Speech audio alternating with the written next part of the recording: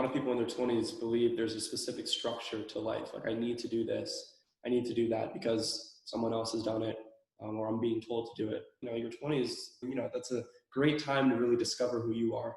You need to be curious. You need to, be free in intellectual thought. Knowing that the moves that you make in your 20s can really propel you to a life of positivity and a life of pure happiness in what you do. Yeah, because so much of the narrative that we get, listen, up until that point you're in school, your job is to get A's, as much as humanly possible, right?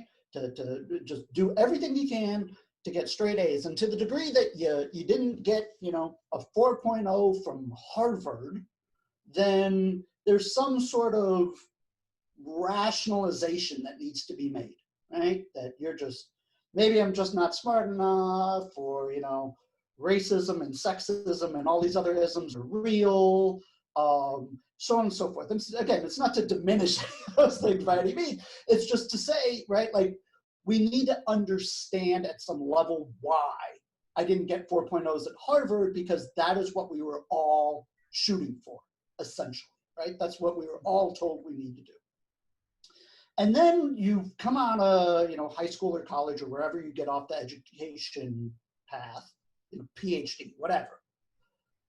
Now you enter into the adult world, and now it's the same sort of thing. Like, okay, you need to go be the CEO and make the most money, and this is right. And it's that same sort of competitive, climb the corporate ladder, and to the degree that you don't, it's again needs that rationalization. It needs that, oh, it's, I didn't work hard enough, it's whatever, right? And as someone who does executive coaching for a living, I can tell you the people who win that game, the people who have 4.0s from Harvard and go on and become CEOs of corporations, these are not happy people. These are not people with great satisfaction in their life. They have a ton of money.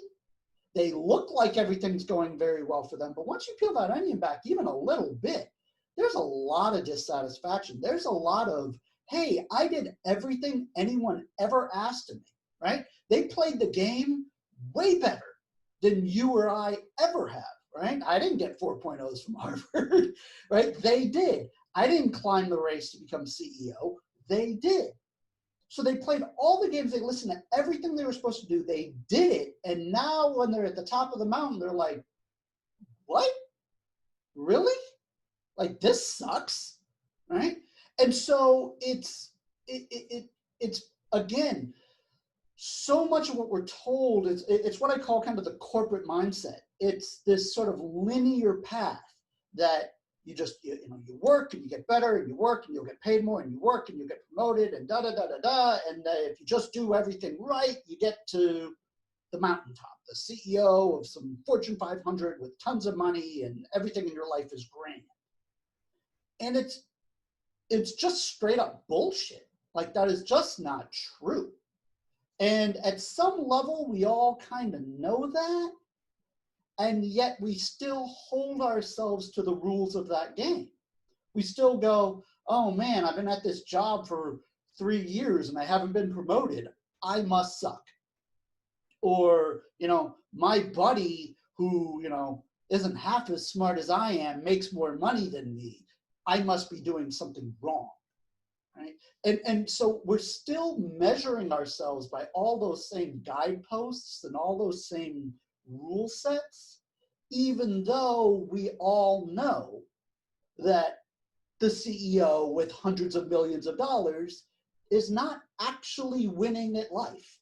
They're winning financially, I'll give them that, and money does buy a lot of nice stuff, and I'm by no means, anti-money or anti-capitalist or any of those things. But the more you get to know and engage and interact with really wealthy people, the more you realize that money is just absolutely not the answer to winning at life and being happy and, having joy and satisfaction every day. If anything, it's almost a counterbalance to it. And so, finding those things that really matter, knowing that, okay, yeah, you do have to make money. Without money, you don't eat.